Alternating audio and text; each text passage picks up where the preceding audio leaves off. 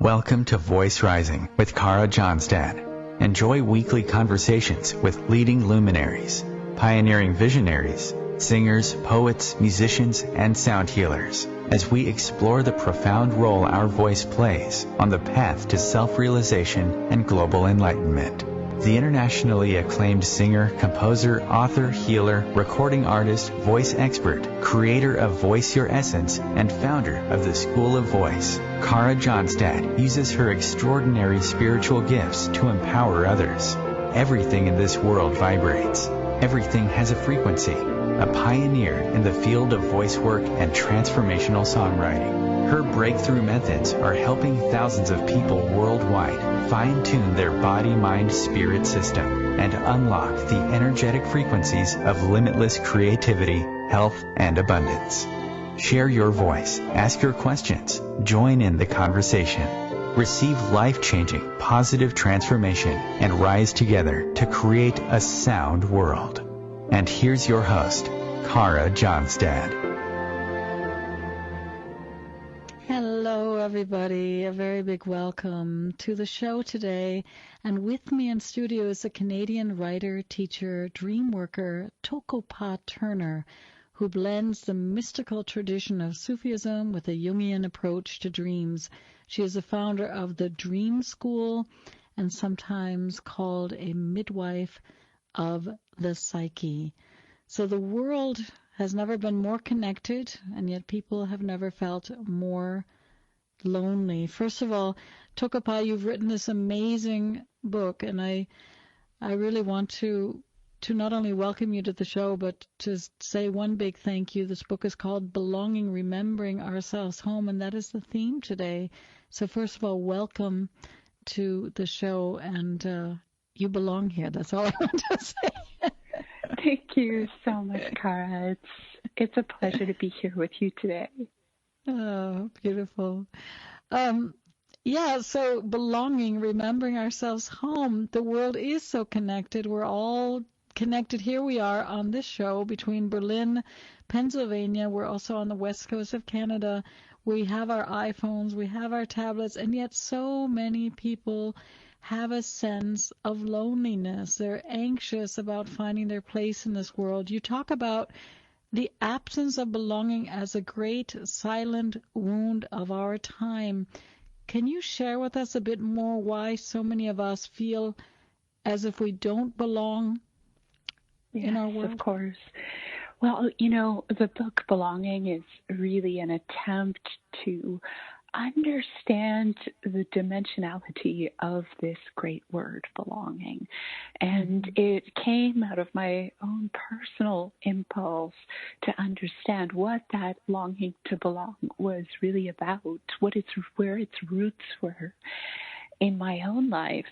But of course, as I began to explore my personal relationship with belonging and not belonging, with belonging and exile, I discovered that I wasn't alone in this ache, and that the more that I spoke to others about it, the more I realized that this was this great wound that we in modern times are suffering with. And so the book is an attempt to open up that conversation. And so what I discovered is that there are really three levels, we can say, to that sense of exile.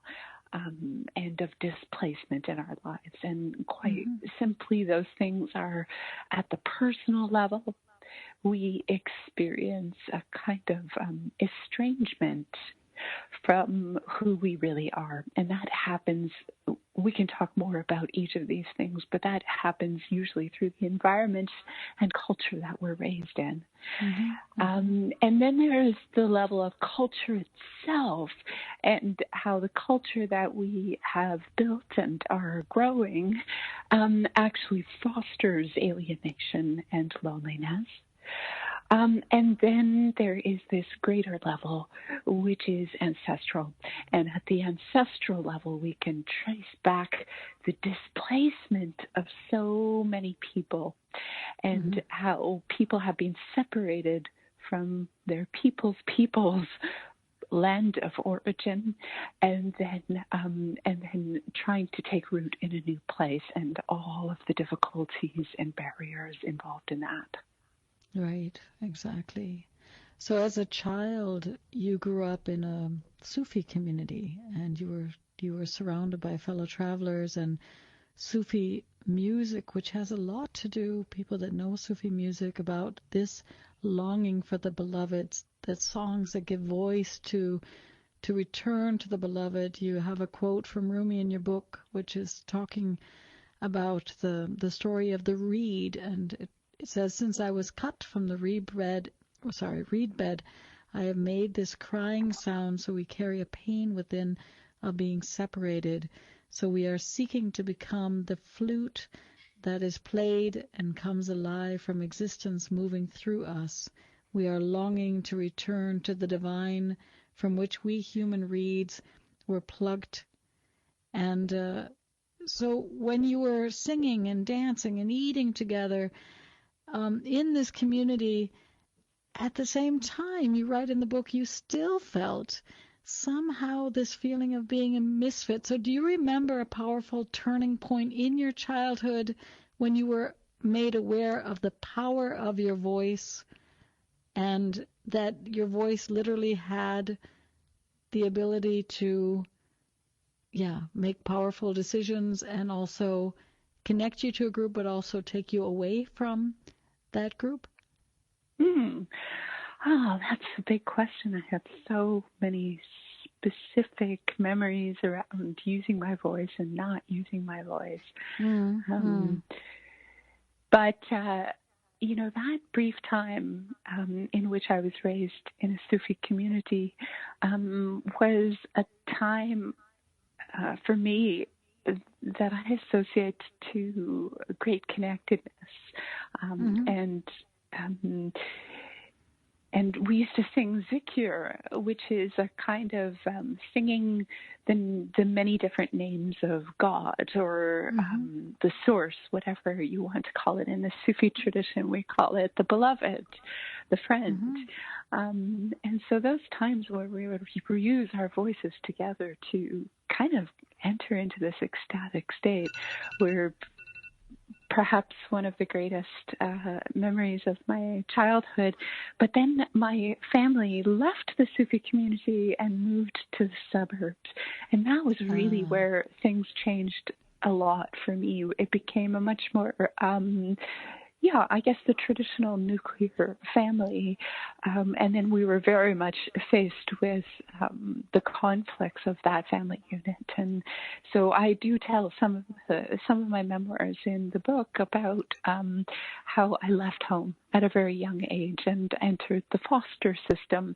So I had these very extremes to my story. I did have this sense of great belonging within the Sufi community, but later I became completely alone and isolated. Yeah, I was also hooking in because you talk a lot. I mean, I guess my passion is voice, and I sense this also, that everybody has a vibrational essence in their a voice to their soul, a true longing, and you can hear that also in good writers, that they have their own unique voice, or that we have our own, speaking voice. And you were talking about in the book also how you remember just being really passionate and talkative and too loud and sometimes too dramatic, and yet realize that to be accepted, you often had to go into a kind of a coolness, or pulling ourselves back from our expressiveness, right? So I was wondering what it's like for you now as a teacher, and you're also you founded the Dream School. What is this balance that we have between, everybody knows that when a child is really happy and in that imaginative world and playing, normally the voice is really babbling and full of, longing and play. And at the same time, we have this idea that our spirituality is often sit in silence, go into silence, be more quiet, be more calm. What is your experience with that, with your own voice, when you're seeking to find new ideas and to work through things? Yeah, is it more a babbling, talkative ecstasy, or do you feel? Yeah, I don't know. I was just curious about that because I think that voice has so much expression in it. Mm. Well, let's see. My history is as a professional musician. So before I suppose got into teaching, I played guitar and wrote my own songs and toured with a band and made an album of original music. And so Beautiful. I love to sing and pursued music very passionately for a great deal of my life. And when it came to writing, I have always found that when I'm writing, I sound my words out loud to myself because the music contained in language is extremely important to me. So often when I'm writing, I put a sentence together, sometimes first by sound, because that is often my priority. I might need a vowel here at the end of a sentence, so I think that musicianship has carried through to my writing. And now with teaching, I've discovered that I love orating. It's a wonderful part of my passion, just being able to especially be in a room with other women and just allow what wants to come through in the moment, and being able to put that into words.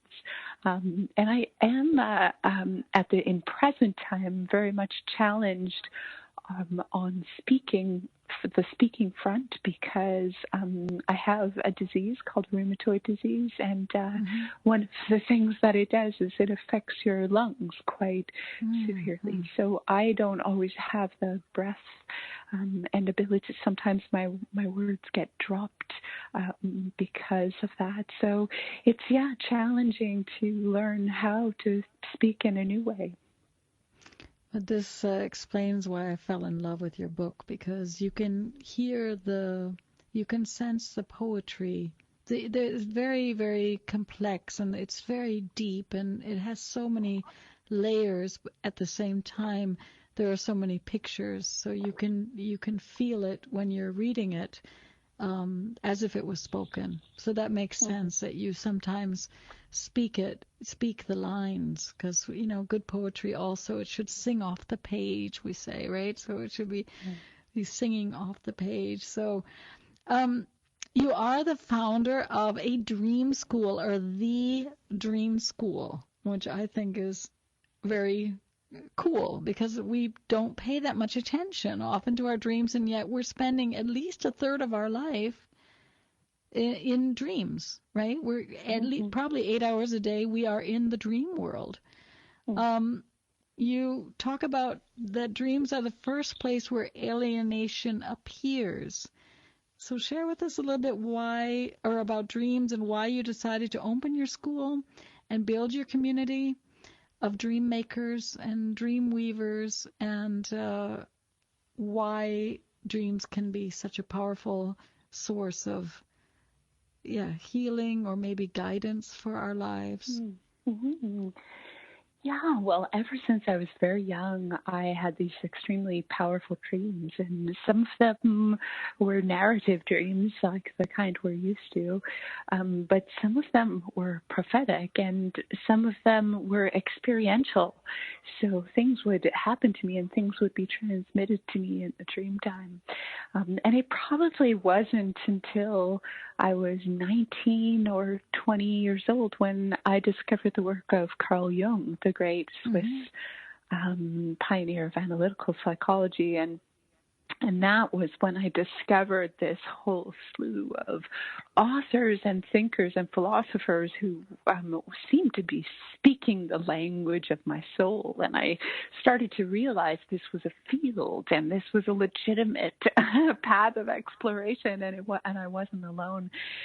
So I became deeply involved in learning the Jungian way, and also influenced by many of the other indigenous traditions around dreaming practices around the world.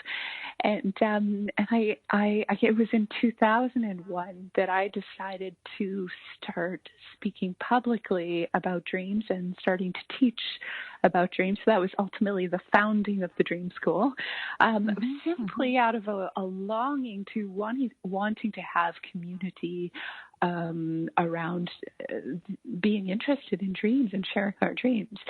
And this thing grew really into my great passion and the field in which I had decided to devote my life. And so the thing about dreams is that we spoke earlier very briefly about how estrangement or alienation really takes root. And one of the big ways in which it takes root is in our personal lives. When we grow up in a family or a community or a church or an institution where we are taught that certain qualities within us are valuable and esteemed, while other qualities are dismissed, ignored, or devalued, even laughed at or derided, then what happens is the personality tries to develop on the bias, which is acceptable, right? And we all have this experience of becoming split off from, perhaps we could say, original aspects of the self. But then later in life, those devalued aspects return, and they return in our dreams. And sometimes when we don't pay attention to them returning, they turn up their volume. And this is when we get nightmares and threatening images. And it's a kind of trying to get our attention. So we will finally turn to that which has been neglected, what I call the refugee aspects of the self, and begin to work at turning towards them, starting to understand what it is that they may want, and eventually, even hopefully, reclaiming the inherent medicine that is carried in those figures and images and symbols. Yeah, what are some of the ways that we can then heal the wound of these, or reclaim these lost parts that have been rejected, unseen, hurt, or left behind? What are some of the tools that we have available? Well, the practice that I focus on is dream work. And I make this connection between dream work and belonging, because the way that I understand dream work is really what we're doing is looking at the landscape of the soul, looking at the landscape of the psyche, and seeing what is showing up there, either which needs to be healed and integrated, or often what has yet to be discovered. And what we do in dream work is I use this word courtship, because instead of running away from what's difficult in our dreams, instead we practice at becoming curious and asking the right questions that might draw to us closer those things that have become estranged. And so this is a process that can happen quickly. It could happen in the course of working with one dream. It can happen over the course of working with a series of dreams.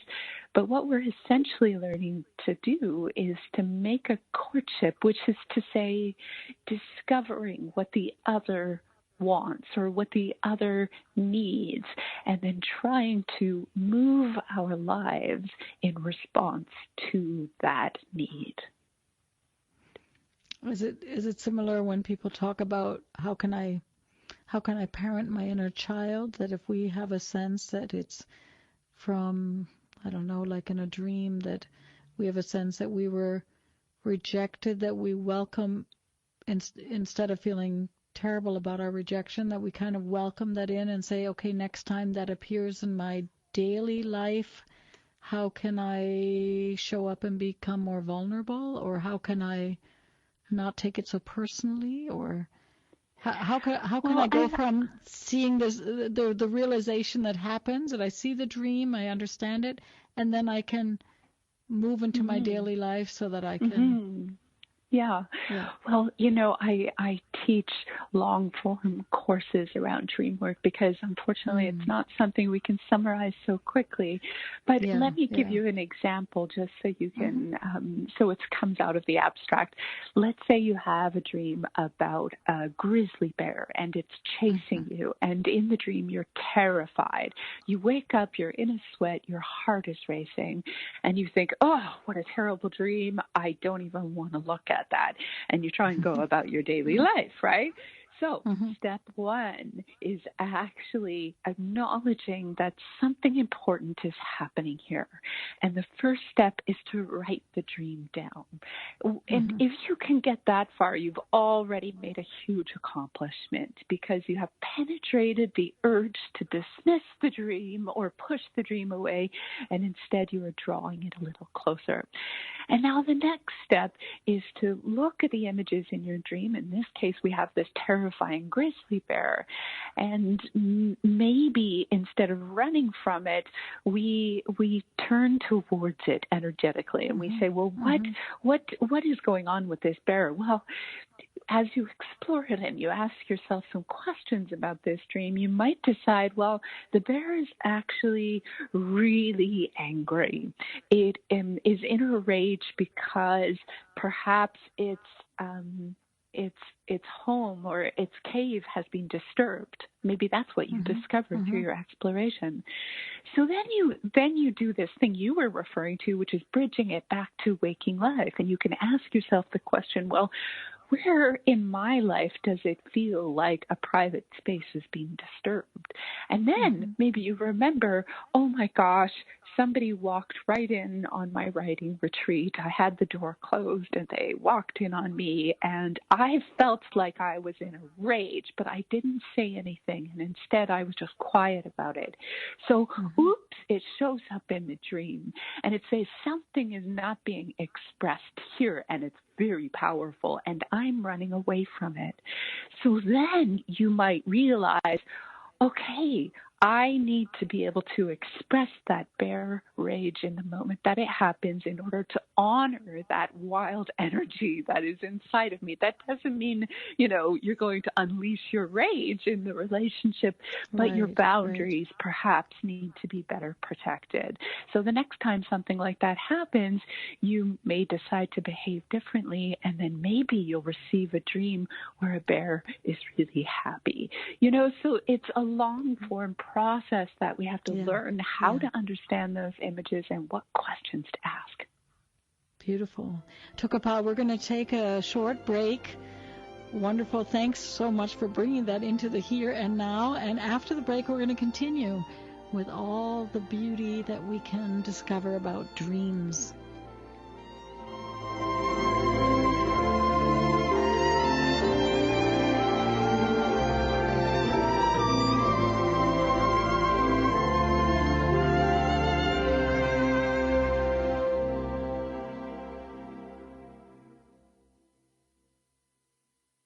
The cutting edge of conscious radio. OMTimes Radio. IOM FM.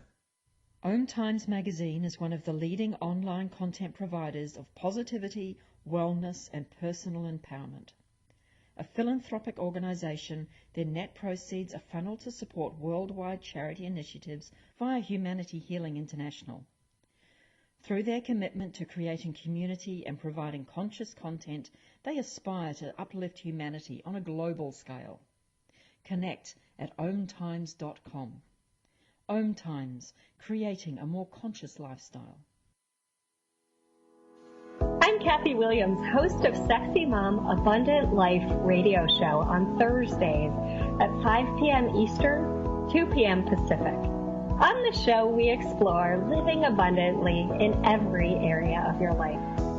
Ways to let go of limiting patterns and beliefs and to step into the flow of creativity and possibility, knowing you are supported by the universe. With happy clients all over the world, Kara Johnstad knows that your voice is the missing link to more authenticity, abundance, creativity, and health. An internationally acclaimed voice expert, Kara's breakthrough methods have helped thousands of people successfully heal their voice wounds and extinguish the story of self-doubt and shyness forever. Join in group trainings, attend online sessions, schedule one-on-one time, and invite Kara to work with your organization and community. Get started today. Go to www.karajohnstad.com and receive a special guided meditation designed to fine-tune your inner voice and welcome you on the voice journey. Why was the basketball court all wet? Because the players kept dribbling on it. The dad joke. Corny, groan-worthy, but also one of the simplest ways to share a moment with your kids. What did the buffalo say when he dropped his son off at school? Bye, son. So take a moment to make your kid laugh, because dad jokes rule. Make your kid laugh today. Go to fatherhood.gov. Brought to you by the U.S. Department of Health and Human Services and the Ad Council.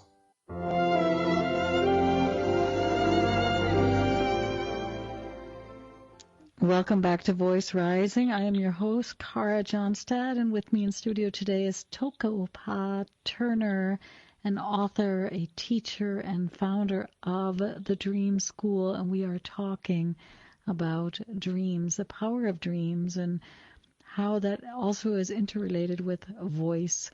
Toko-pa, you write in your book, there's an ancient heartbreak living in the center of each of us between two unrequited lovers, Eros and Logos. And now the next part, of course, I fell in love with.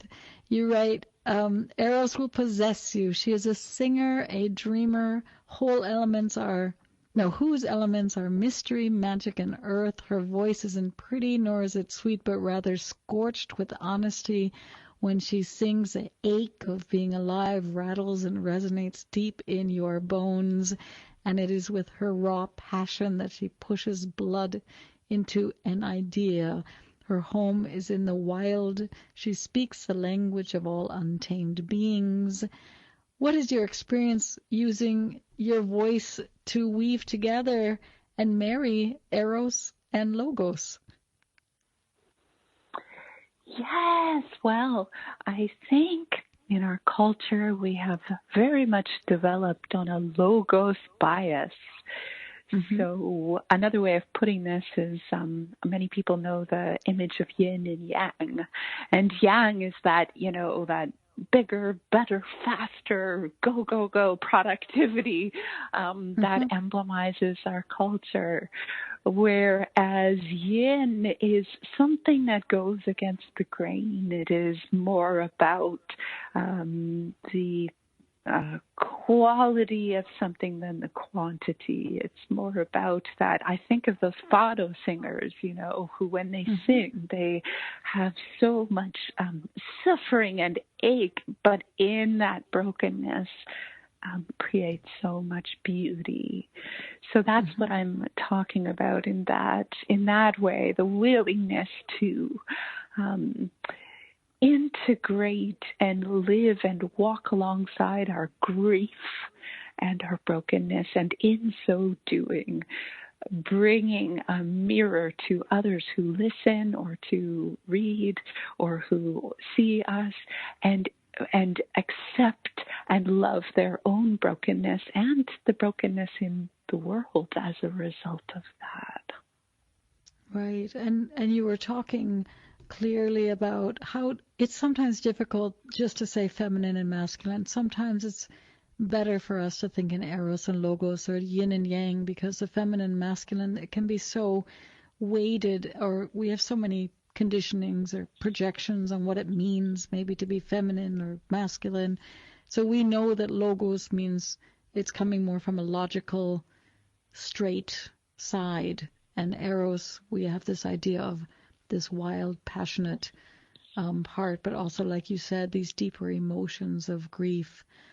Yeah, I think it's beautiful to imagine a world. You also talk a lot about the feminine needing to be, or this is how I understood it, reawakened in a way that is in a direct conversation with that which joins us to all living beings. And the feminine path, or the yin path, is the mystical, that is really turning on our senses.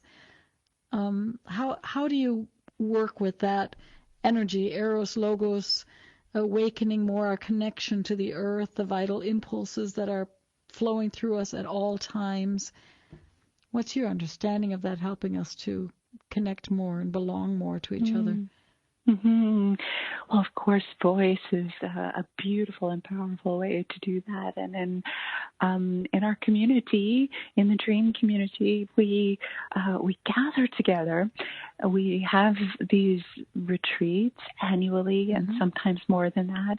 And during those retreats, we are doing dream work in a circle, which is an amazing process, because we begin to experience how we really are an ecosystem. And in that circle, we can see shared imagery and shared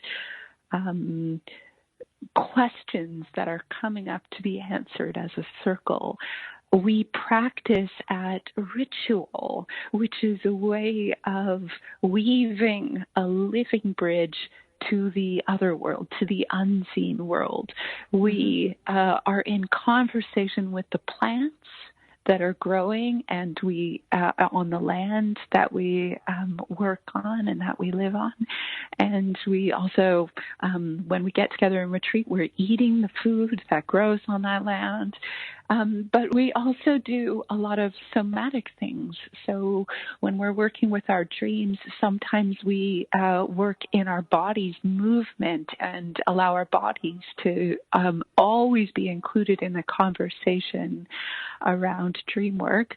And we also sing together. So we have these wonderful friends who are song keepers, and they bring those songs to us, and we sing in circle, and it's really quite wonderful. A lot like as the experience I described earlier of my childhood, of a group of people being in ecstatic song together.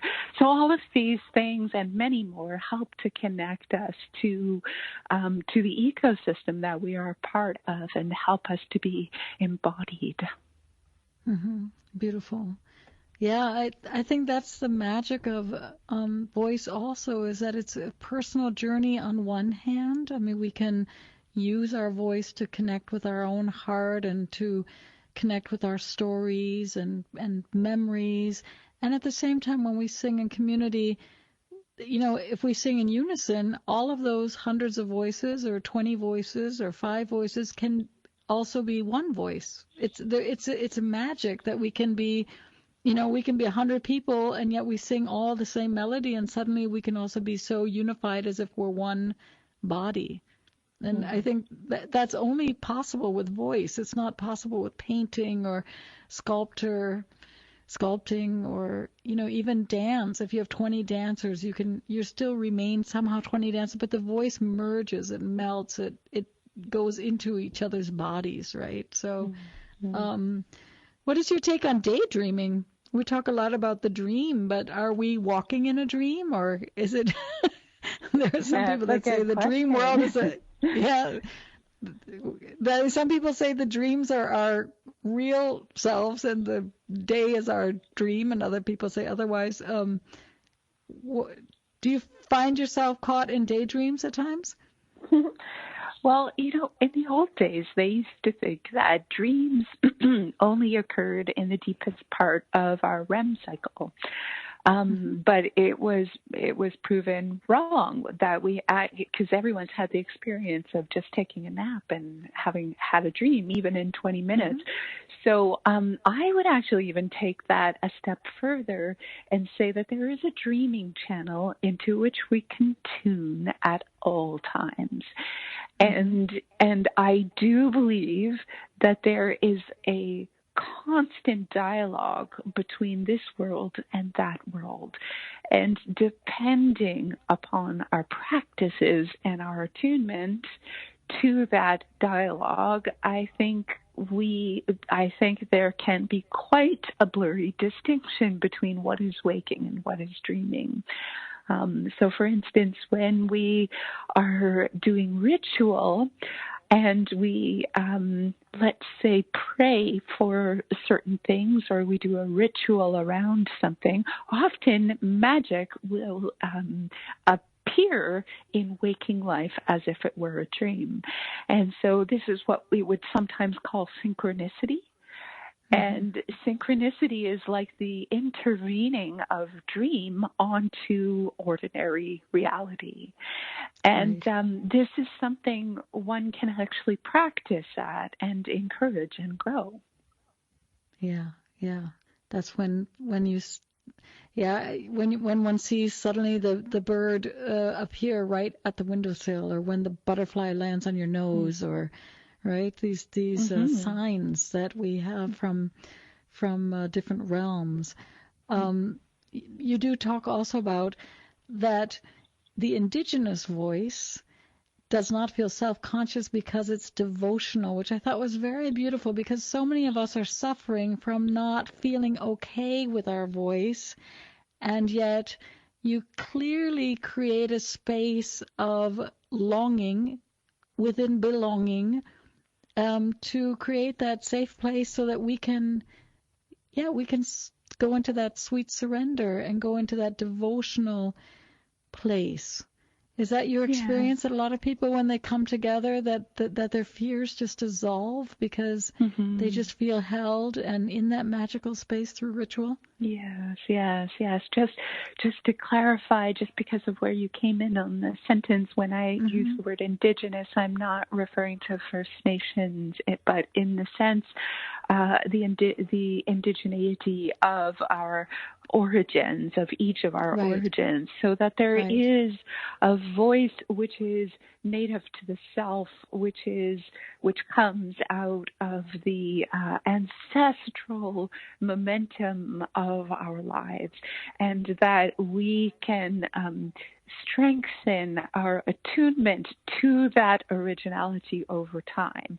And sometimes it just bursts forth in a moment of confidence or clarity. We may just have our voice sometimes, but most of the time we have to struggle against fears and invalidations and things that make us smaller and not connected. But this is something that can be practiced at, and the environment that's most conducive to bringing that voice out is a place of belonging. And so this place is, in the way that I approach it in the book, is not something that is outside of ourselves, and it is not a noun. It's not a static, like once you find belonging, you will always be there. But it's a practice. It's a set of complex competencies, of skills, and we can practice at those skills. And the more we practice at those skills, the clearer that original voice is, and it can come through unfettered and unhindered more regularly. It's beautifully said.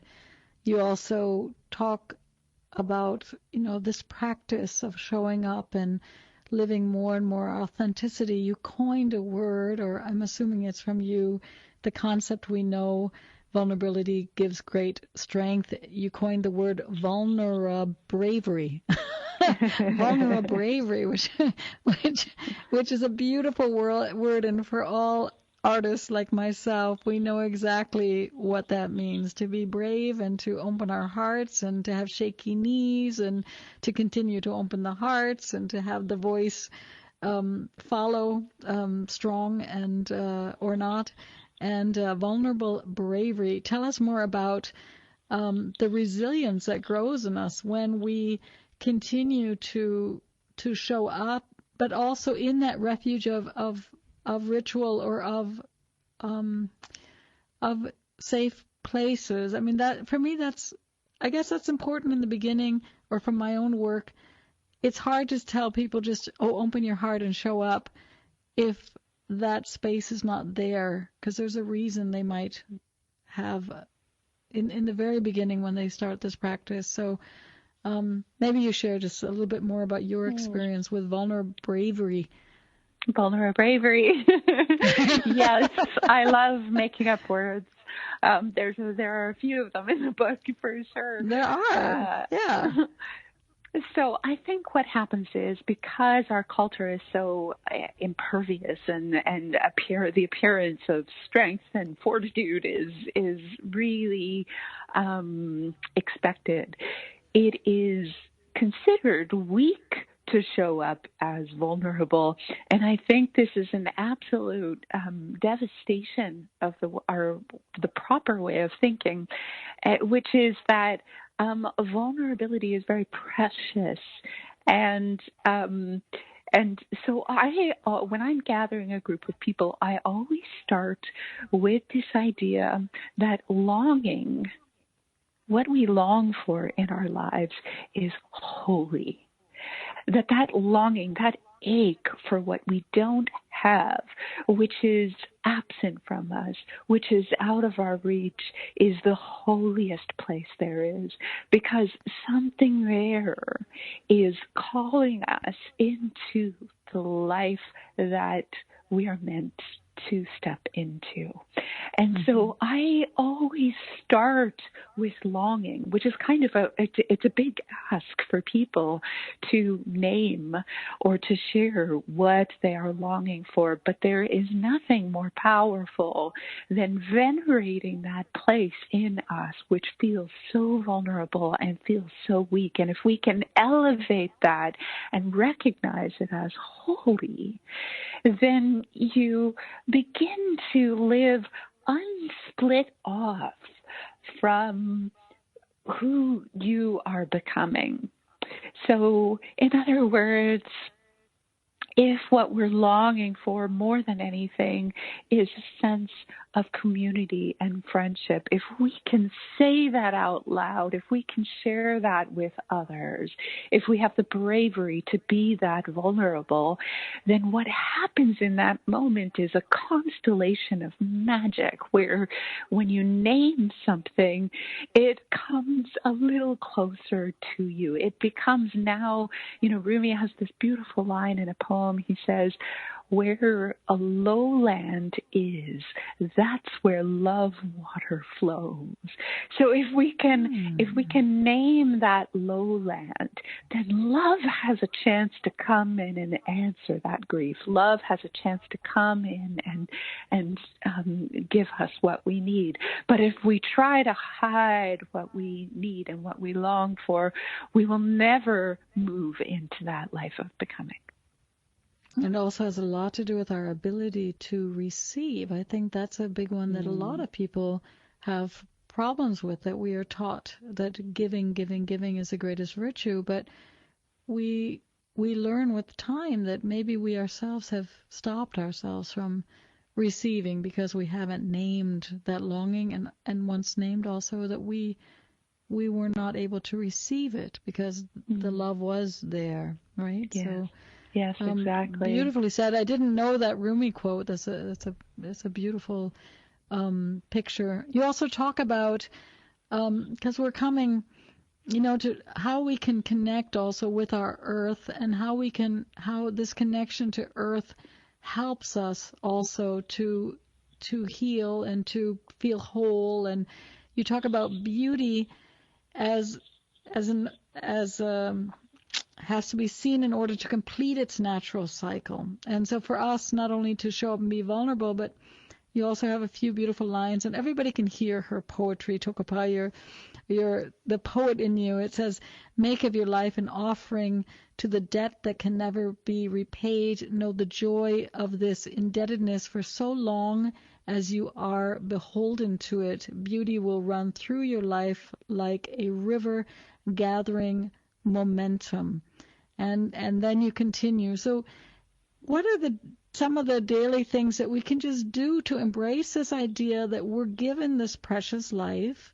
we're given the dreams, we are story, and we can make offerings back to the earth, back to the community, back to ourselves. Is that kind of the idea behind it?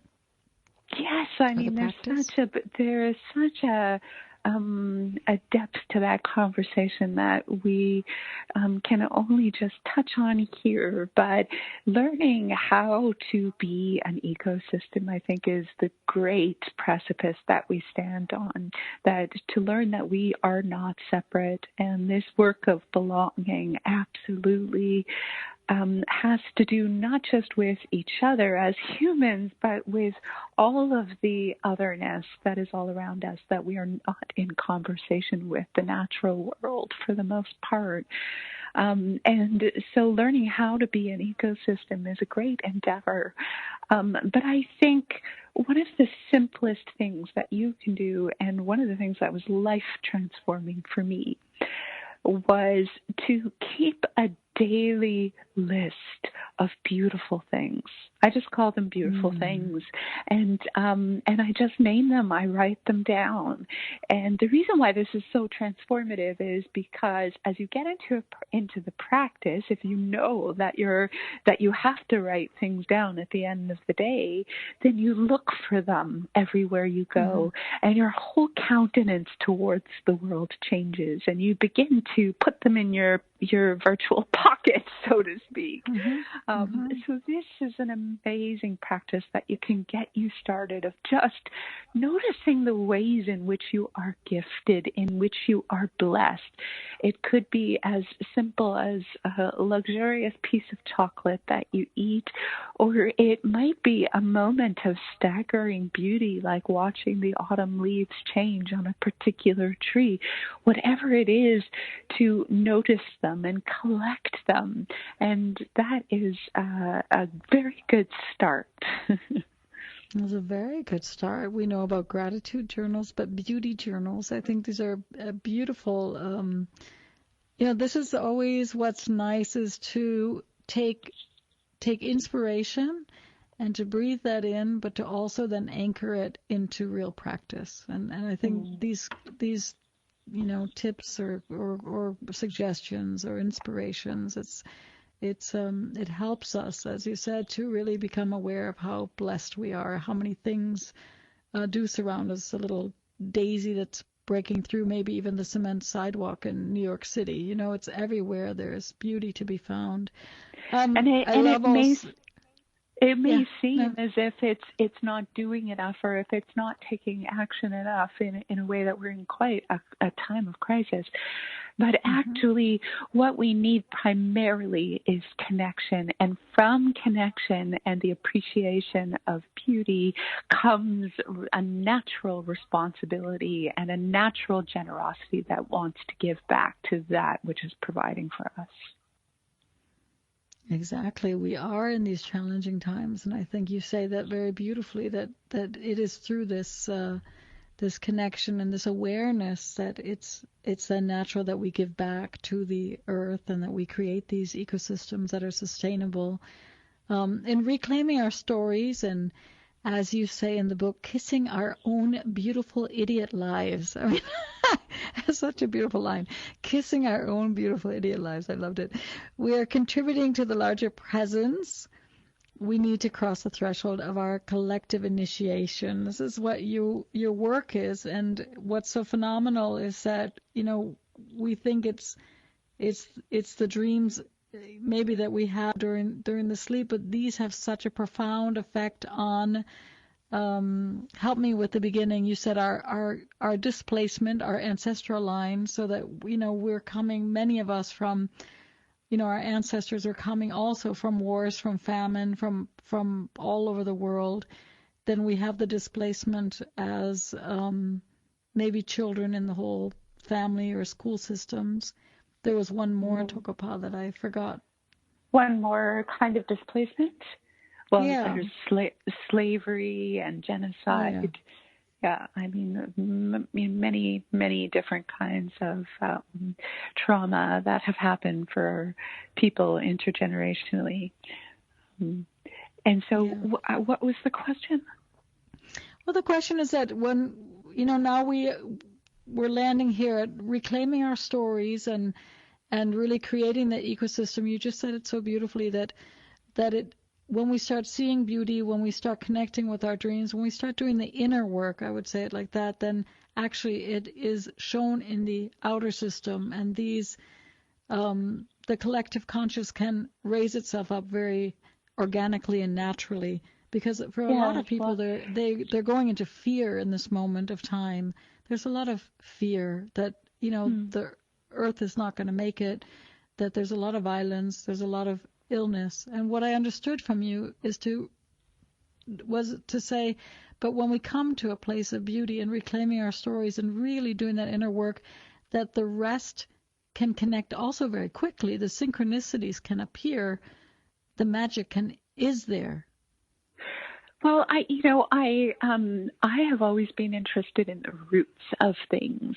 And so when I look at what's happening in the world right now, I really believe that the trauma of war and genocide and slavery and all of those things is at the root of our alienation, both as a human, culture, but also at the level of being disconnected from nature, which has resulted in these crises that we're speaking of. So until we can actually heal or learn a different way of being, with that wound of alienation will always exist. So I believe there is a tremendous symmetry between doing the work around belonging in our personal lives and how to navigate this collective initiation that we're going through at this time. Beautiful. Toko-pa, it's a great pleasure to have you on the show today. For all of the listeners out there, the book is Belonging, Remembering Ourselves Home. Yeah, it comes with not a 5-star, it comes with a 100-star review here from me. I really think it is a masterpiece. Thank you so much, Carol. Yeah, thank you so much. I hope to have you back again soon, and let us know when you have more book writing adventures. I will. You can always visit me at Toko-pa.com. Yeah, exactly. Toko, and I believe there's a minus in there. Toko.